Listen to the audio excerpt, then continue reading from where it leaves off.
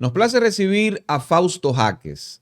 Fausto Jáquez actualmente es embajador para asuntos internos de la Cancillería Dominicana, pero ha jugado un papel muy importante en el ámbito de la diplomacia en República Dominicana. Ha sido también cónsul en Hamburgo, en Alemania, pero además ha hecho mucha militancia política. Y vamos a iniciar con algo que nos interesa mucho, ¿no? Porque estuvo al lado, trabajó y tuvo posiciones importantes dentro del reformismo, de la era reformista y por supuesto el presidente Joaquín Balaguer. Y queremos partir de ahí, don Fausto, bienvenido. Hola, hola. A mi edad me gusta la informalidad Sí. y a mí me encanta el programa de ustedes. Va a parecer vano, pero yo veo que ustedes viven una competencia de teacher. Sí. Yo regularmente no acostumbro a usar teacher ya por mi edad, Ajá. pero a mi hija le encanta. Yo tengo una hija de 17 años y mira, yo vine con eso puesto hoy. The Oh, Walking The Dead. Walking Dead. Me puse la chaqueta Esa, The porque Walking yo Dead. no tengo la edad de ustedes. Pero por eso me puse la chaqueta. La edad es un estado mental. Pero quise estar en En la onda. En la onda, sí, en la onda. Qué bien, se Sí. adecuó. Don Fausto, cuéntenos porque Hipólito Mejía, lo recordaba Maracayo antes de iniciar, ¿verdad?, a grabar, habló en el tema de la regularización de la mano de obra haitiana indocumentada en República Dominicana, en su mayoría, no todos, pero decía, vamos a abocarnos a la misma solución de Joaquín Balaguer. Explíquenos eso. Usted que trabajó de cerca y que incluso nos comentaba que trabajó en el CEA. O sea, que usted conoce de primera mano este tema. Sí, en el año 1988 yo fui director comercial del CEA. Cuando el CEA era el pulmón económico del país. En esa época teníamos una persona que era el encargado de tramitar los permisos para que los haitianos vinieran para la zafra aquí. Oh, ya. Se le metían, se hacía una lista, los administradores de los ingenios, el CEA decían cuántos haitianos necesitaban para el corte de la caña, lo de la Casa Vicini por igual y lo de Central Romana por igual.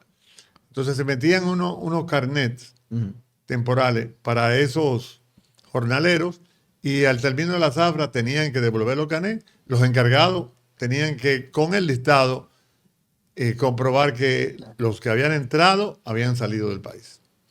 Era una forma de, por lo menos los que estaban dedicados al corte de la caña, tener control sobre ellos. Que era lo que más se dedicaban los haitianos en esa época. Después el país se diversificó y desgraciadamente están ocupando ahora otros tipos de trabajo que deberían ser ocupados por los dominicanos.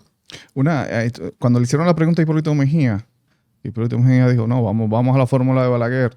El periodista dice, pero es que los haitianos tienen un problema de identificación.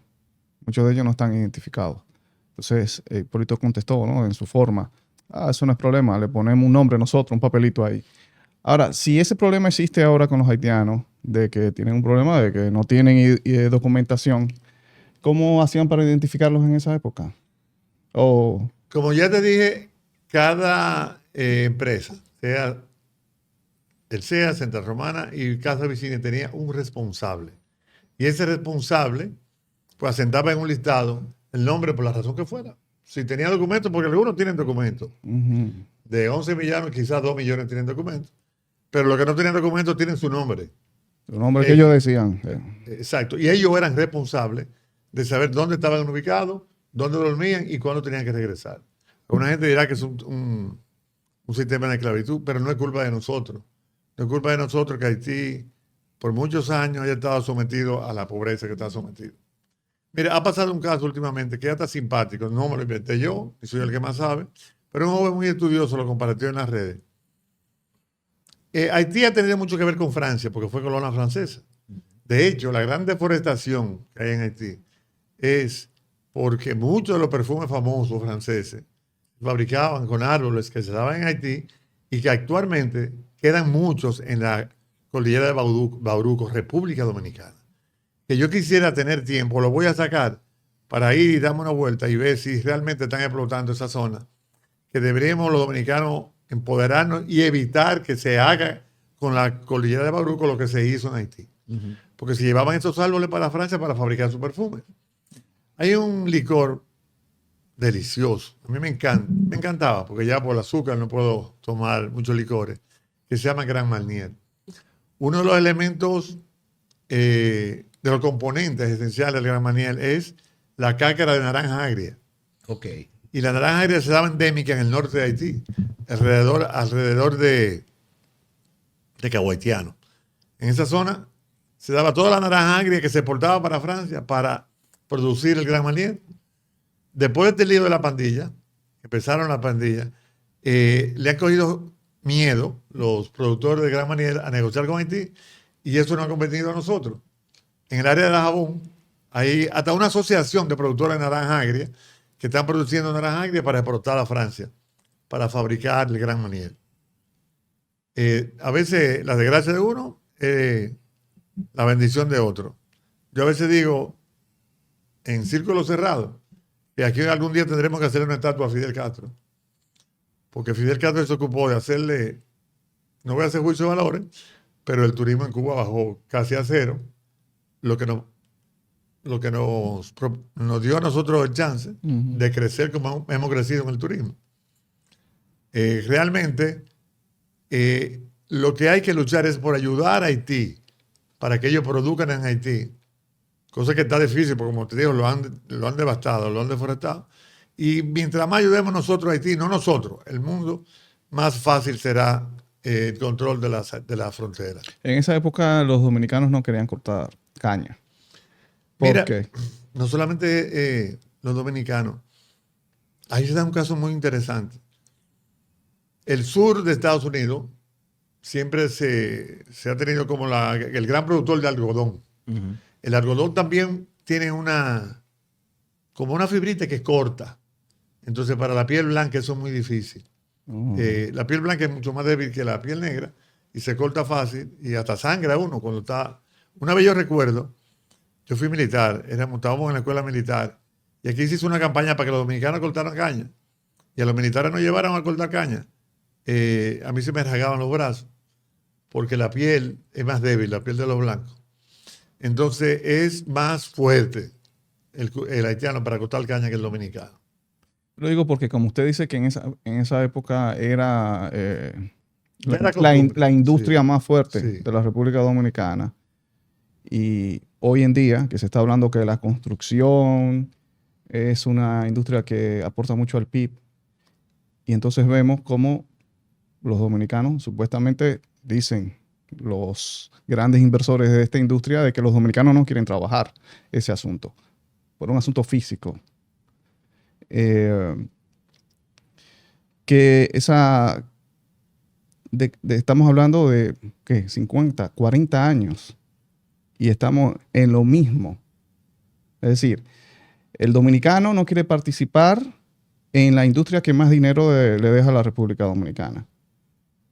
Es el dominicano que no quiere participar, dicen ellos. Muchas veces tiene que ver con el salario. Ah, ok. Muchas veces tiene que ver con el salario. Y hay mucha doble moral. Vamos a ver. Hay mucha doble moral. Sí, yo conozco dueños de empresas que en las conversaciones sociales tú lo ves defendiendo la patria, acabando con los haitianos, la nacionalidad, que Duarte, que Sánchez, que Mella, pero tienen 40 empleados haitianos. Entonces, la regla debe entrar por casa. La ley debe entrar por casa.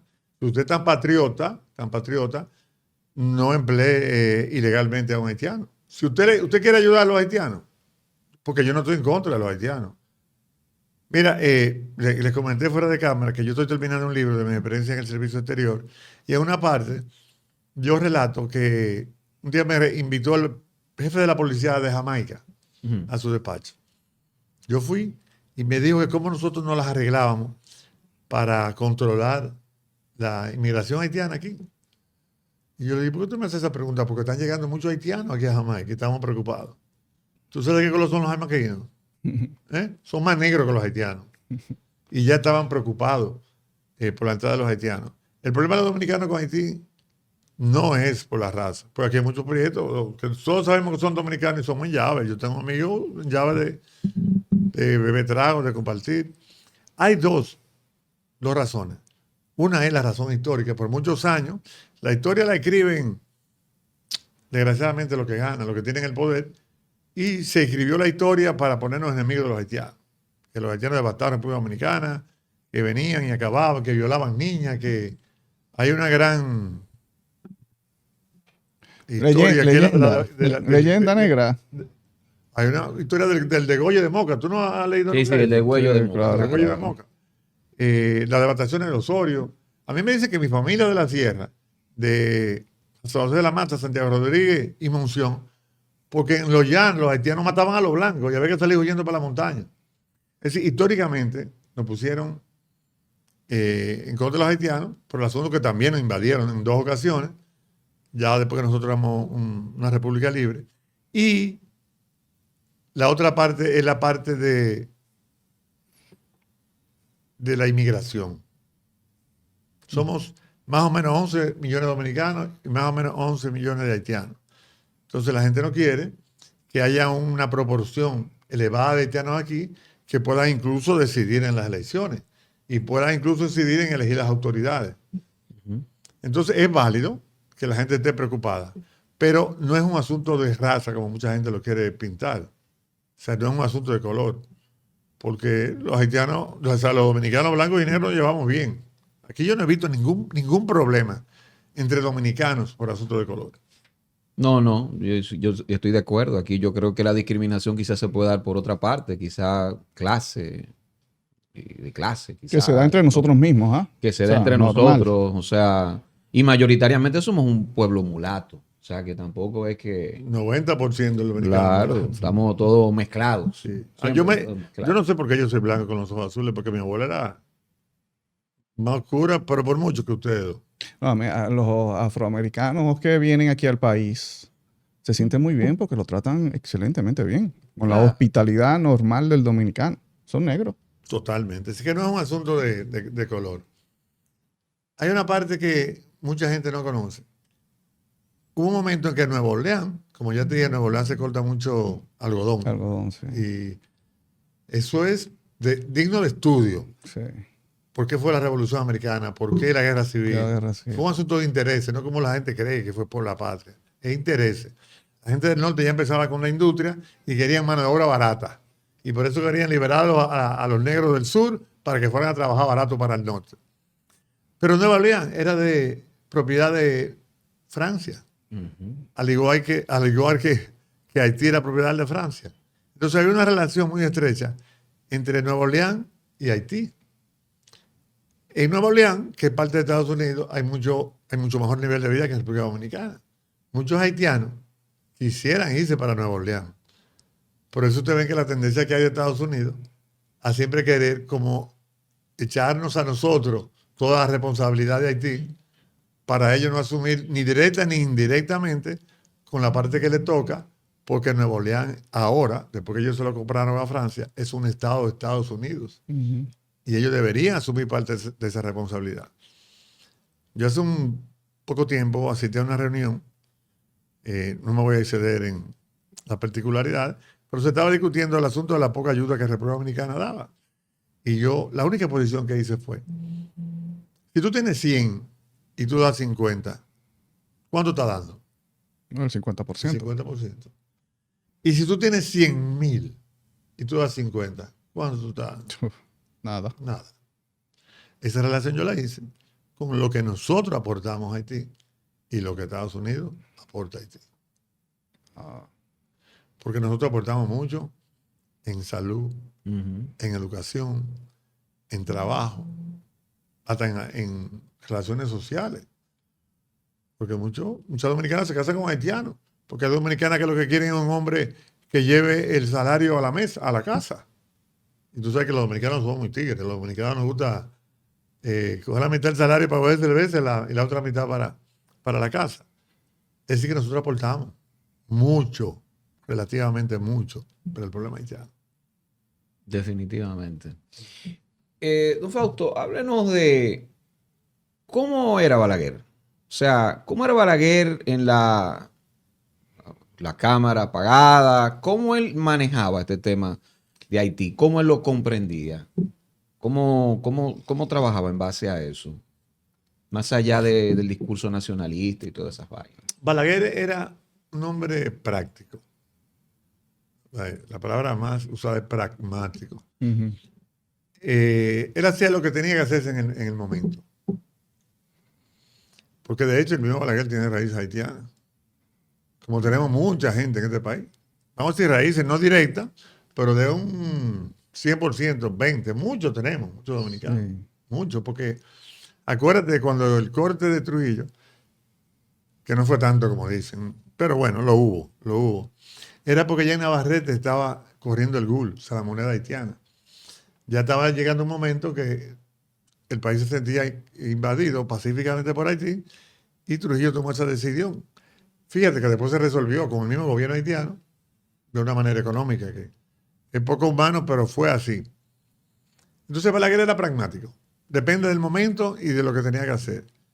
Un tío mío, tío político, era el general Cheo, que era un hombre de mucho poder en el gobierno de Balaguer. Yo vivía en su casa cuando era estudiante.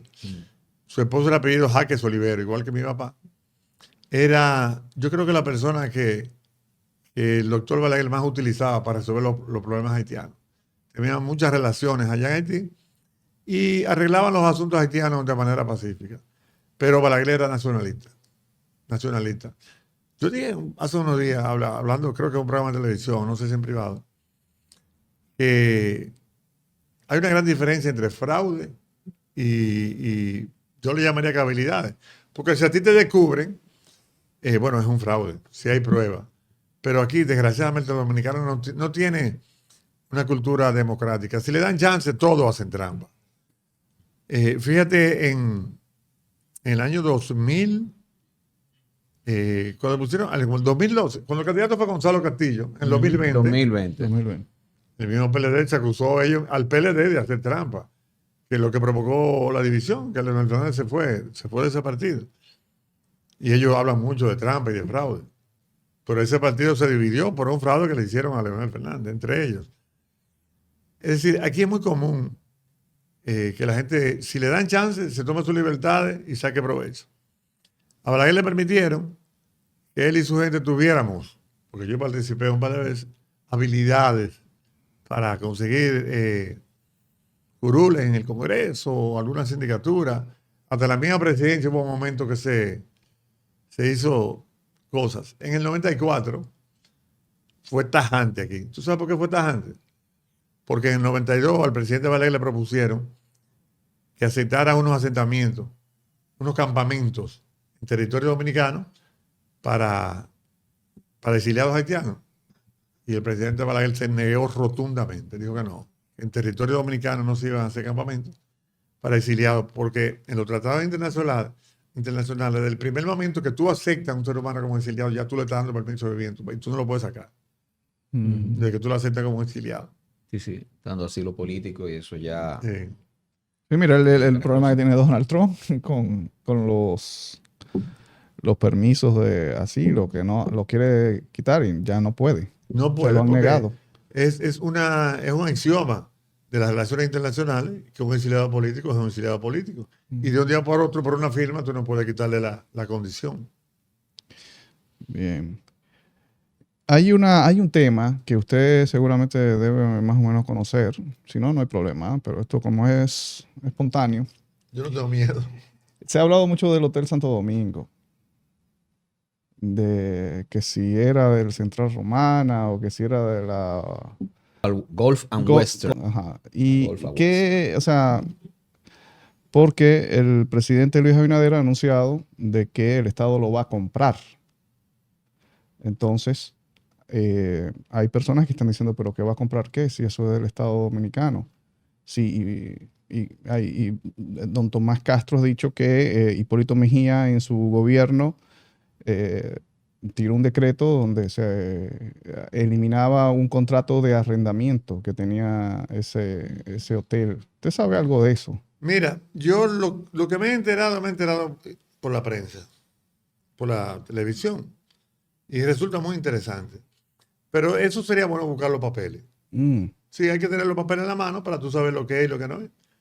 Porque en Puerto Rico hay un dicho que reza, con la boca es un cachú. Es decir, hablando se puede decir cualquier cosa. Ahora, a la hora de tú presentar pruebas, ya es diferente. Tiene que haber evidencia de qué pasó ahí. Yo, siéndote honesto, de que tengo su razón, yo entendía que el Hotel Santo Domingo, yo entendía que era de Central Romana. Ujú. Eso no tiene que ser verdad, porque quizás ya había un arrendamiento antes, pero yo no he visto los papeles que digan una u otra cosa.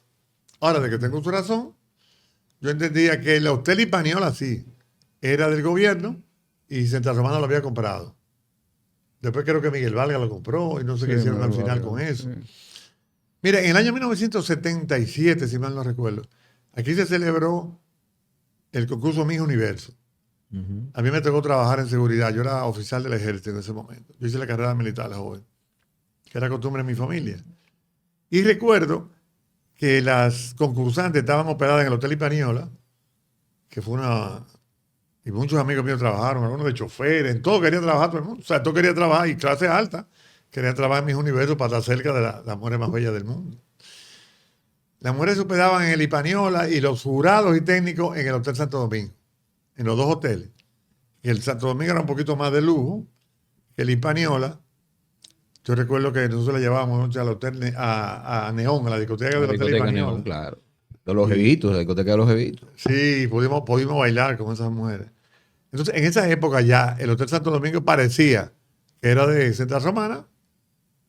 Yo creía que lo habían construido en terreno que quizás los terrenos eran del Estado. No sé si los terrenos fueron... Es más, mira, me llega como un pálpito Ujú. de que los terrenos sí fueron arrendados a no sé cuántos años. Y el hotel lo construyó Central Romana. Eso no te quepa la menor duda. No te quepa la menor duda que lo construyó Central Romana. Porque fíjate, los colores que tenía llamaron la atención. Eran colores muy diferentes de los que se usaban en Santo Domingo. Eran unos colores como zapote, con beige, que eso aquí no se usaba en aquella época. Es decir, para los capitaleños eso era de gay, esos colores. Colores lavados. Sí, Eso es muy anglo eso. Sí, exacto. Esos eran los colores del Hotel Santo Domingo. El Hotel Hispaniola, por ejemplo, era como color hueso, casi blanco, que sí era normal en el país que los hoteles tuvieran ese color. Pero tengo un pálpito de que los terrenos eran del gobierno y que se hizo un arrendamiento creo que a 50 años. Estamos en el 25. Sí. Bueno, Tomás Castro habla de ese arrendamiento a 50 años por una fracción ridícula de dinero que Hipólito Mejía lo canceló a mitad de periodo, cumpliendo, Yo le tengo cumpliendo mucha los admiración a Tomás 25 Castro. Me gusta años. su valentía, es un tipo y muy capaz, pero a veces un poco temerario. Ujú. Pero yo creo que en ese caso es muy posible que él tenga razón. Ahora, de que fuera por un precio pífimo, tenemos que ponernos en el lugar, en el momento. Hace 50 años, aquí había muchos solares que no tenían uso. Y quizás que alguien aportara dinero para que ese solar que estaba quizás abandonado tuviera un buen uso, no era muy fuera de lugar. Que se arrendara por una Lo que pasa es que él habla como de 600 pesos los 50 años, o sea, algo que era un regalo, o sea, era Quizás fue prácticamente... algo simbólico. Aquí ha habido gente que coge cargo por un peso. Sí. Con un salario de $1 por ser algo simbólico. No quiero defender ninguna de las dos partes, pero sería bueno estudiar con papeles. Pero es muy posible que haya sido un arrendamiento del terreno y que la mejora, como dice el pueblo, haya sido de Central Romana. Lo que sí estamos claros es que mucha transparencia no hubo. En ese sentido, porque... Yo he visto a Tomás Castro hablando de eso, pero no lo he visto enseñando papeles tampoco. A mí me gustan los papeles. Dicen allá en mi campo que es mejor malos papeles que buena palabra. Sí, Entonces tiene que haber contrato de eso claro. en algún lugar. Pero sería bueno que se aclarara, porque hoy por hoy a mí me da pena. Ese hotel tiene algunos 15 años cerrado. Sí. Y eso sí no lo entiendo. Porque es una propiedad, aunque sea, se le paga una parte a Central Romana por la mejora. La que sea la solución legal, debería buscársele una. Porque aquí están construyendo hoteles todos los años en la ciudad. En la Chulchi han construido como 4 hoteles. Ujú. Entonces, si el Estado pudiera tener la posesión de ese hotel, que es excelente lugar con vista al mar, pues yo creo que eso debería arreglarse y dársele uso a ese hotel que sería propiedad del pueblo dominicano. Aquí se ha descuidado mucho con la propiedad del pueblo dominicano. El primer desastre que se hizo fue en los gobiernos del 96, que vendieron precio de vaca muerta, las empresas de Corde, que fueron una empresa que muy bien el pueblo heredó de la dictadura de Trujillo. Y estoy totalmente de acuerdo con que eso debe aclararse y que el Estado le dé uso a la parte o a la total propiedad que tenga de ese solar y de esa construcción. Don Fausto, ¿usted trabajó con Jacinto Peinado? Mucho. Y tuve una amistad, primero tuve una amistad con él. Aunque él era un poco mayor que yo, pero Jacinto, yo era precoz y le gustaba mucho la dirección, la calle. Yo lo conocí muy bien, fuimos amigos. Luego me tocó trabajar con él en la política.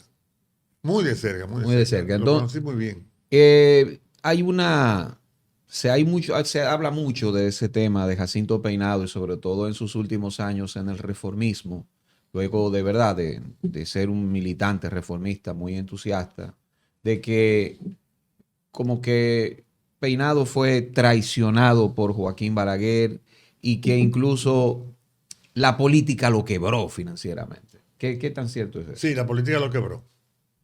De eso no hay duda. Ahora es una quiebra relativa. Ok.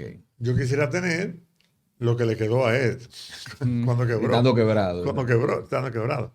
Pero Jacinto era un hombre muy rico y gastó mucho dinero en la política. Yo fui testigo.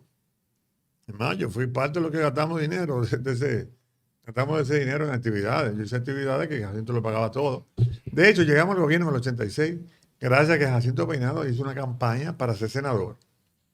La capital era la plaza más difícil para el Partido Reformista. Y Jacinto la ganó.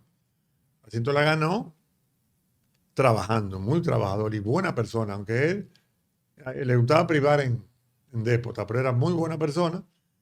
Y con su bolsillo él ganó la senaduría de la capital, ayudó a ganar a los diputados, ayudó a ganar a los síndicos de los municipios. Y eso fue lo que permitió que ganáramos las elecciones del 86. Fue Jacinto Peinado. Bien. Y con don Carlos Molares Troncoso, ¿él tuvo algún tipo de roce o siempre se llevaron bien? No hubo tema cuando él fue candidato vicepresidencial, por ejemplo. No, fue vicepresidente 86, ¿verdad? Entre Carlos y Jacinto, Ajá, tú dices, no, sí. hay una guerra a muerte por la candidatura del 96. Y hubieron muertos, hubo un par de muertos. Hubo una guerra terrible, porque los dos querían ser presidentes. Te juro que don Carlos en el 86 aceptó la candidatura a vicepresidente, haciendo así, pensando que Balaguer se iba a morir en 1 o 2 años. ¿Qué tiempo tenemos? No queda, no se preocupe. Porque hay una anécdota muy simpática que me la contó Guillermo Carán, que desgraciadamente murió hace como un mes. Recientemente, sí. Fue la persona que nosotros, cuando nos fundimos los socialcristianos con los reformistas, hicimos una gran amistad. En el año 69, ahí reunió a los líderes de los jóvenes, a los líderes jóvenes de los partidos políticos. Carán era secretario de la juventud del Partido Social Cristiano. Y que ellos le dijeron a Balaguer que tenían el temor de que él tratara de reelegirse en el 70. Y me contó Guillermo Carán que el presidente Balaguer empezó a bajarse así, a bajarse. Y parecía un muerto. Y se puso debajo de la mesa y nada más sacó la cabecita. Y dijo, ay, yo dudo que yo termine este año vivo. Eso fue en el 69. Y en el 2000 era candidato otra vez. 30 años después. ¿Usted lo apoyó en el 2000? Mira, Balaguer. no lo apoyé, pero no podía. Tú sabes que ahí Hipólito se burlaba de mí cuando era presidente, porque él me pidió que me montara en la patana, como dicen los políticos. Si no te montas en la patana, no vas a ningún lado. Pero mi familia era muy balaguerita, muy balaguerita.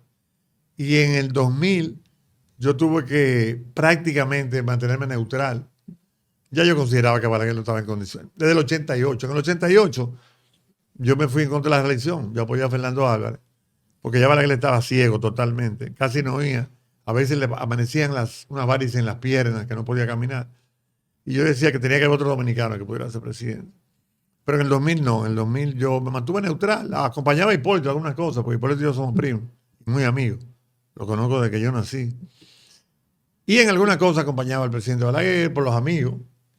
Yo recuerdo que en esa época los encargados de preparar la tarima eran un ingeniero Solí, que es hasta compadre mío, Ito Bisonó, que es mi hermano. Ito Bisonó es mi hermano. Casi no lo veo ahora porque está en el poder.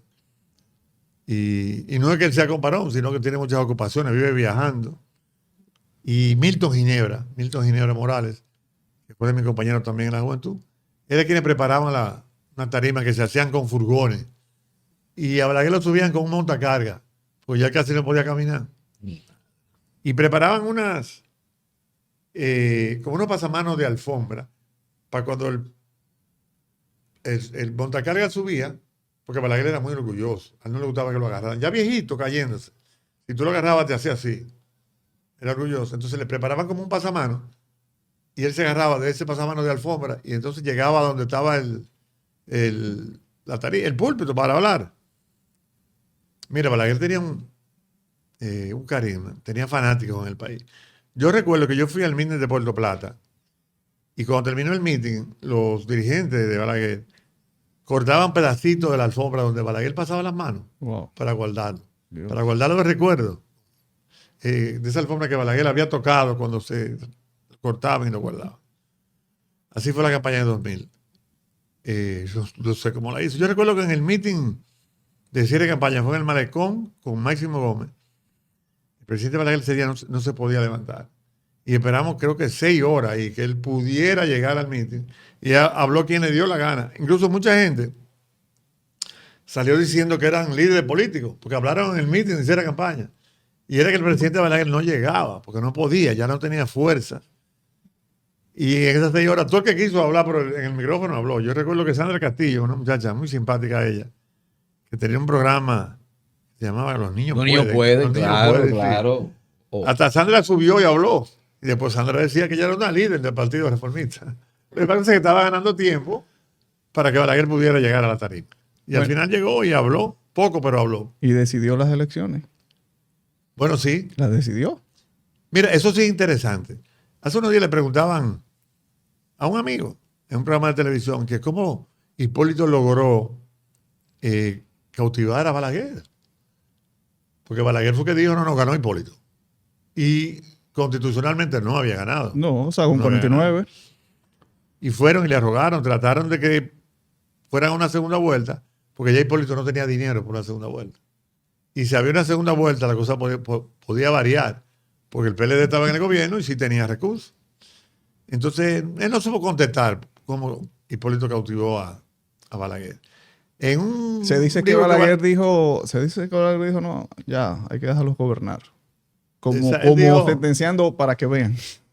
Yo creo que conociendo a Balaguer, aunque yo he oído muchas versiones, pero Balaguer dijo que no hay necesidad de someter al pueblo dominicano al sacrificio de una segunda vuelta. Creo que esa sería su palabra. Pero yo te voy a decir cómo Hipólito cautivó a Balaguer. En un cortesano de la era de Trujillo, uno de los mejores libros de Balaguer, en la segunda página, Balaguer narra cómo a él lo declararon, que fue tardío, por cierto. El declarante era porque era jefe de la oficialidad de Santiago en esa época. Se llamaba Ulises Franco Vidó. Pero Ulises Franco Vidó no podía firmar, no sé por qué, si tenía un problema en la mano, o era analfabeto, porque fue año 1907, que no todo el mundo sabía leer y escribir. Y quien firma la declaración es Alejandro Moreno Domínguez. Es un hermano de mi abuela y primo hermano de la mamá de Hipólito, que Hipólito lo sabe.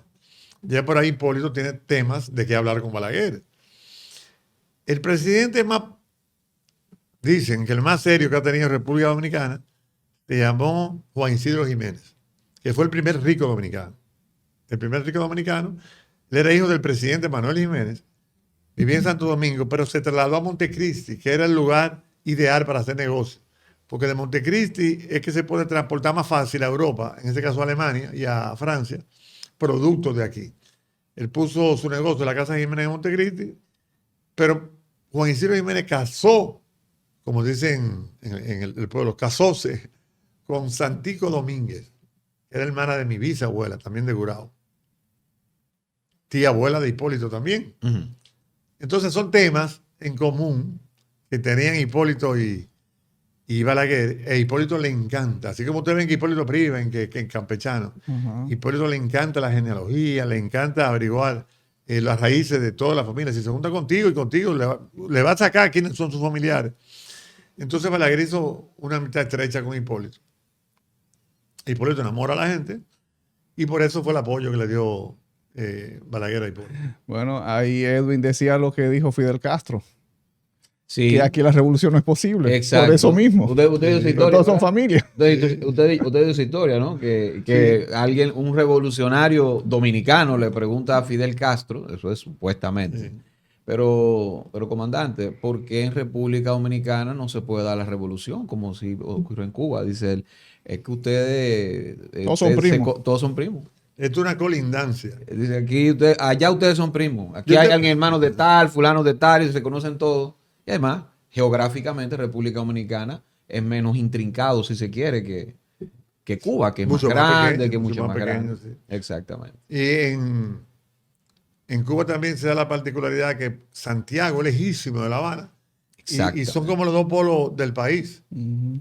en el cual alrededor de Santiago hay un país y alrededor de La Habana hay otro. Exactamente. En Cuba. Aquí no pasa eso. Aquí no pasa eso. En un sentido no nos conviene. Por eso yo creo que de las mejores obras que está haciendo el gobierno es desarrollando el sur, porque es que aquí todos los recursos se concentran en la capital y hay dominicanos en todas partes. Tenemos mucho más territorio que deberíamos desarrollar. Yo les voy a contar a ustedes que es de mis experiencias en el servicio exterior. En Suiza tú no encuentras un lugar pobre, ni un lugar que no esté desarrollado. Pero tú vas a Suiza ahora, tú vas a Berna, que es la capital, con 10.000 millones de dólares a invertirlo. Y tú dices, yo quiero poner una fábrica de agua de 10.000 millones de dólares en Zurich. En Suiza te dicen, no, en Zurich no hace falta trabajo. En Zurich no hay desempleo.